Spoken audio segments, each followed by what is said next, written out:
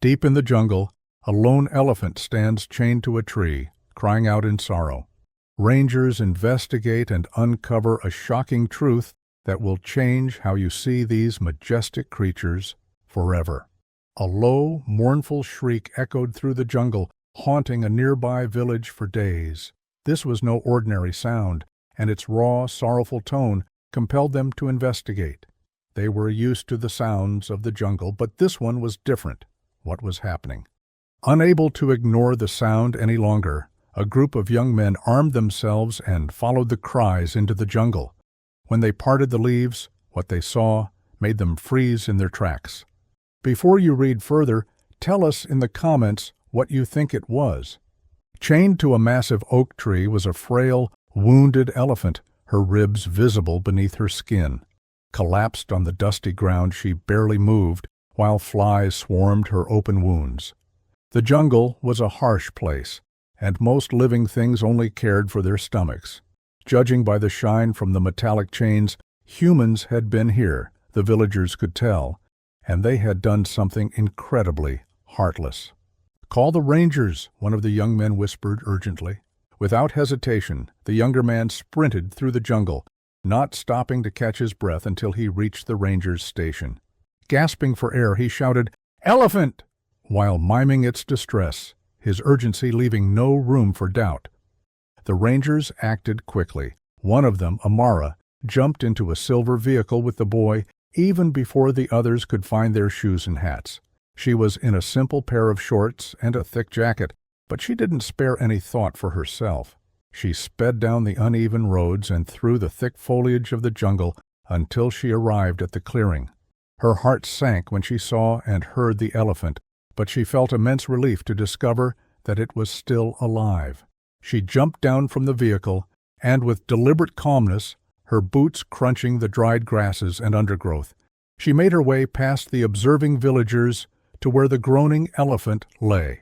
She had seen countless injured and mistreated animals in her time, but this was beyond anything she had ever seen. The elephant's sunken eyes met Amara's, filled with pain. "How long has she been here?" Amara asked, her voice tight with anger. "A week," the villager replied. Amara studied the thick, industrial chains, realizing they were meant to trap the elephant permanently.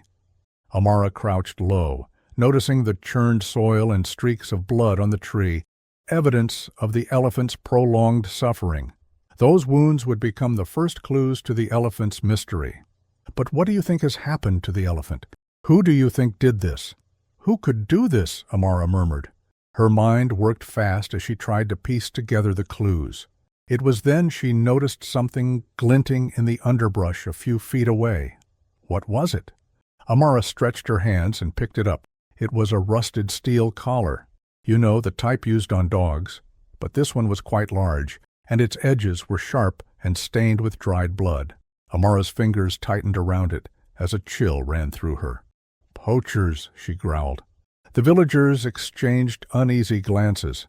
Poaching used to be quite common until the villagers began chasing everyone who killed the animals away. But even then, they were rarely this cruel. Usually they killed the animals swiftly for their tusks or hides, but this was something darker. "We need to find a way to free her," Amara declared, as the other rangers finally arrived in the other silver vehicles. One of them, a burly man named John, hesitated. "Amara, we don't know how she'll react once she's free. I mean, she's frightened and injured. She might charge." Amara shook her head. "We don't have a choice. If we leave her like this, she'll die. Look at her, John. She's given up." She turned back to the animal and took a slow step forward, then another. The elephant's ears twitched, and her massive frame trembled as she approached.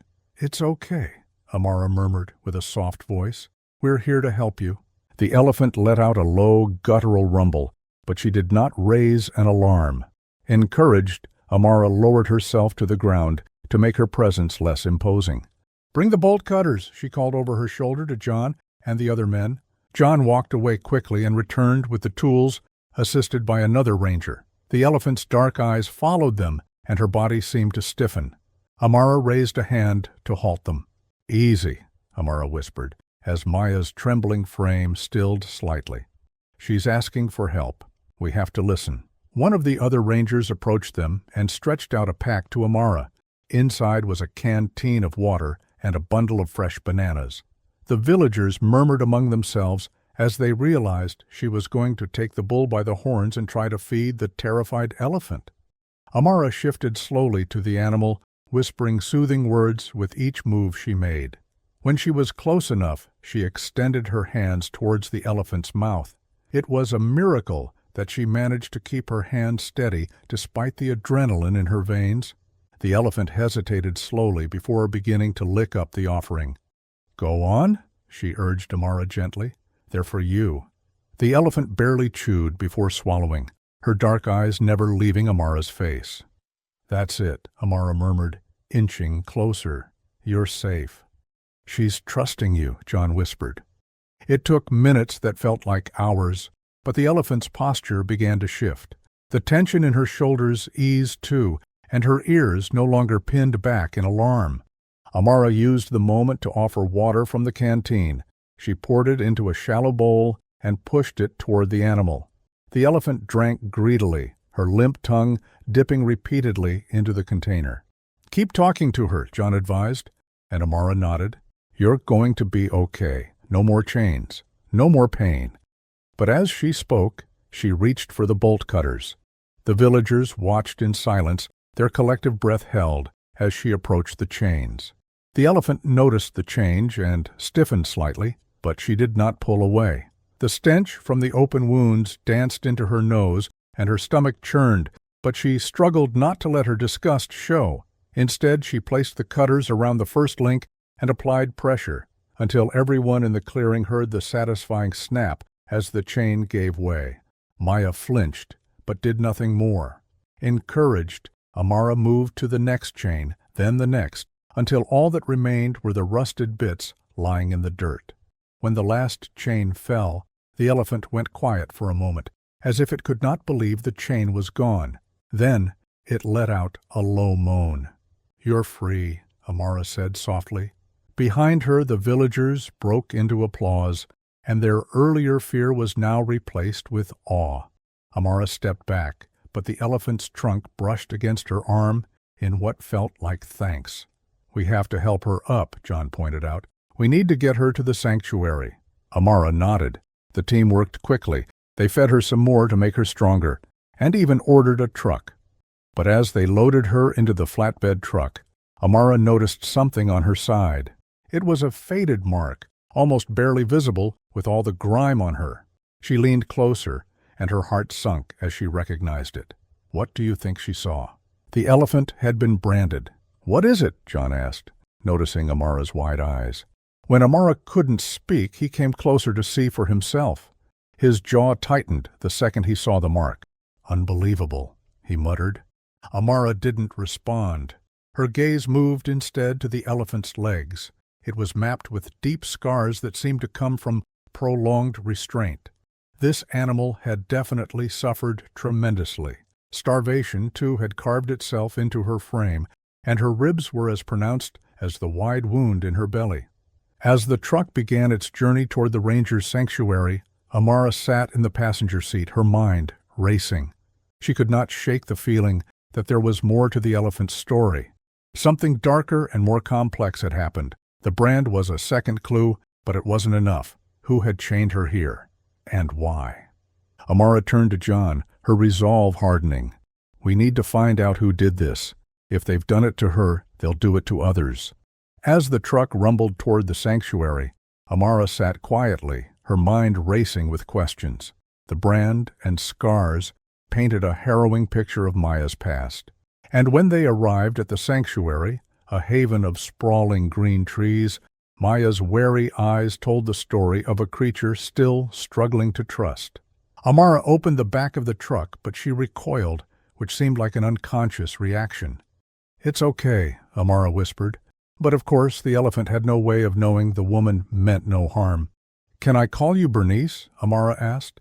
When the elephant only watched her, she added, "What about Maya?" The elephant blinked and shook. "You like that, don't you? All right, I'll call you Maya." They took Maya out and settled her in the largest pasture. The rangers cleaned her wounds and fed her some more. But each time they approached, she seemed to shrink inward. She seemed to hate any interaction. They gave her some shots to warn off any infections, and finally they left her alone. Over the next week, Amara watched as Maya's fear softened. The rangers' care and the presence of other elephants gradually got her out of her shell. At first, Maya had stayed some distance away from them, but gradually she became comfortable enough to venture closer. It wasn't long before they became friendly. One playful young elephant, Kira, often greeted Maya with her trunk, helping her trust again. One afternoon, Amara stood nearby, watching them with a clipboard in her hand. Despite the elephant's freedom, anger still gnawed at her. The puzzle pieces were still scattered, but they had begun to fit together. She had been working hard to understand the full picture of Maya's past, and what Amara finally uncovers will change everything. That night, in her small cabin, she sat at her desk and studied a map of the region. Stacks of reports, field notes, and even scribbled conversations she had gathered from the villagers earlier that day were opened on the table. According to her research, Maya's brand linked her to a notorious logging operation. The men were known for being very brutal. In fact, years ago, these loggers had illegally cleared large forests under the cover of darkness. And they had used weak elephants to haul their timber through dense terrain. But it was a conversation with the village elders that changed everything. Amara reread the notes from that conversation 3 times. A villager, an old man with kind eyes, has retold a story he had heard from one of the bad men who had gotten drunk in the village. It was of an elephant fiercely trying to protect a calf from lifting more logs. She wouldn't let the men with the logs get close to the baby, the man said. She charged and howled at them, he said. Even when they beat her, she wouldn't leave. At last, the drunk man said when he returned to the men, they would chain her to a tree and leave her behind. In the quiet of her room, Amara's heart clenched as she pieced together Maya's story. The timeline matched. The calf Maya protected could still be out there. The thought consumed her, sparking a determination that had guided her through every rescue. This story wasn't over until the calf was safe. She couldn't leave that part of Maya's story unresolved. Weeks of searching followed. The team scoured the jungle. They followed every possible lead and even spoke to people from other villages who might have seen anything. Do you think they will succeed? It was very hard work, but Amara pushed forward. The clues were sparse, but they slowly began to point in the right direction. Finally, word from a hunter who had seen young elephants crossing through the northern forest with men that fit the description the old villager finally gave them the break they needed. They reached the northern forest and met a woman, her arms laden with firewood, who said something else that ended their search. Months ago, after the loggers left, we found tracks, big ones and small ones, leading toward the western marshes. But it's dangerous. Few go that way. Amara immediately began planning. The western marshes were dense, but if there was any chance the calf was still alive, she had to try. At the sanctuary, Maya's appetite improved, and she began exploring her pasture freely. Her bond with the other elephants grew stronger each day, but Amara couldn't shake the thought of the calf. She knew Maya's journey wouldn't be complete without reuniting them. One day John accosted her. "You're still thinking about the calf, aren't you?" "I can't stop," Amara admitted. "If that calf is out there somewhere being tortured, I have to find it. Maya risked everything for it. The least we can do is try to help it, too. The western marshes aren't forgiving terrain. If the calf's alive, it won't be easy to track. And if it's not—" "I know the risks," Amara interrupted him. "But if there's even a small chance they can find each other again, it's worth it, don't you think?" John didn't argue further. He knew that once Amara set her mind to something, there was no changing it. The next few days were spent gathering supplies and enlisting a small team for the search. By the end of the week, the team was ready. They were made up of rangers and well-armed men for security. The marshes were treacherous, but after 3 days, the team found the poachers who fled, abandoning 12 adult elephants and 3 calves. Amara was happy but confused. Which one is it? She couldn't tell, of course. So the excited team fed all of them, and took them with them to the sanctuary. As the team approached the sanctuary, Maya stood at the edge of her pasture, her posture alert as though she sensed something. The moment the truck stopped, her trunk lifted, and a sound of pure joy erupted, echoing across the sanctuary. And would you look at that?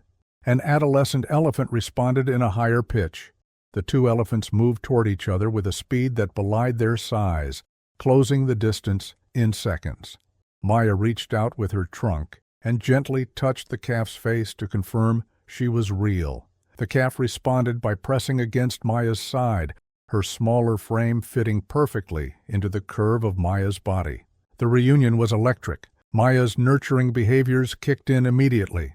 She even guided the calf and the other animals to a water trough. Amara and her team watched in silence. John, usually stoic, wiped at his eyes. "I've never seen anything like this," he whispered. "Neither have I," Amara replied, her voice thick with emotion. She leaned against the fence, her gaze fixed on Maya and the calf. Despite everything, the cruelty, the suffering, they had found each other again. Even the other elephants seemed to respect the significance of what was happening as they watched the reunion from a distance. Maya's resilience was undeniable. She had endured years of unimaginable suffering, yet here she was thriving. Amara felt so fulfilled. She turned to her team. "We did it!" And they all clapped. As the sun set over the sanctuary, it felt like the entire world had been made right, even if only for a moment. 2 weeks later, Maya had become the heart of the sanctuary. Her bond with the calf brought joy to the rangers and other elephants alike. But the tranquility was short-lived. Dark clouds gathered on the horizon, a storm brewing that would test Maya's strength once again. As the first drops of rain landed on the earth, Amara jogged toward the pasture. The rangers tried to guide the elephants toward the reinforced shelter at the northern edge of the sanctuary, but they moved quite slowly. Suddenly, the rain intensified, and even lightning and thunder charged the sky. The younger elephants were immediately frightened by the sudden noise and trumpeted in alarm. But they also did something else. They broke away from the group. Amara's heart lurched. She shouted to the other rangers, "Get the others to safety, I'll handle this." Amara ran in the rain. The rain stung her skin, but she ran on. She spotted 3 calves trembling beneath a large acacia tree. With the worsening storm, she knew she needed to move them away from that tree and fast. Before she could act, a shadow emerged through the curtain of rain. Maya. The elephant moved with purpose. Her massive frame cut through the storm as though it were nothing more than a nuisance. She reached the calves, extended her trunk, and touched each one with deliberate gentleness. She even let out a soothing rumble to calm them and distract them from the chaos around them. Amara was shocked. She watched in awe as Maya positioned herself between the calves and the storm. She even used her body as a shield. Then she nudged them forward, and the calves obeyed. "Good girl!" Amara yelled, her voice lost in the storm, but her heart swelling with pride. Maya led the calves to the shelter and then turned back, scanning the pasture, as though making sure no one was left behind. Another crack of lightning split the sky for a brief, terrifying moment. But that crack revealed something. In the far corner, another young elephant lay collapsed by some woods. Amara's heart sank. She was about to run into the storm when Maya's loud trumpet stopped her in her tracks. Maya brushed past her and charged toward the stranded calf herself. She reached it just as another bolt of lightning struck. She extended her trunk, wrapped it around the calf, and lifted it to its feet. Then she coaxed the frightened animal forward, shielding it like she did the others. Amara shouted encouragement from where she stood, though she knew Maya didn't need it. Step by step, Maya guided the calf to safety. When they finally reached the shelter, the rangers erupted in cheers. Amara leaned against the wall, her chest heaving as she clapped too. She looked at Maya, who stood at the center of the group, her head held high. The elephant's bravery had been nothing short of extraordinary. "Maya," Amara murmured, a smile tugging at her lips. "You're a true protector." The world first heard Maya's name in a brief report, tucked into a regional news outlet. It was an article no longer than a few paragraphs, but it wasn't long before her story began to ripple into other news reports, images of the once suffering elephant became the symbol of a movement. By the time the story hit major news networks, Maya's journey became a global symbol of resilience and hope. Her story, shared through viral images and videos, sparked petitions that led to stricter anti-poaching laws in her region. Wildlife organizations rallied behind her tale, using it to raise millions for elephant sanctuaries worldwide. Maya's impact didn't end there. Her image became a rallying cry for conservation efforts, appearing on banners at protests and in educational campaigns across the globe. Back at the sanctuary, she thrived, her bond with her calf deepening each day. Amara watched Maya guide the younger elephants with quiet authority, a living testament to the power of compassion and redemption. The rangers knew that while the scars of her past would never fade, Maya had carved a future filled with hope for herself and for elephants everywhere.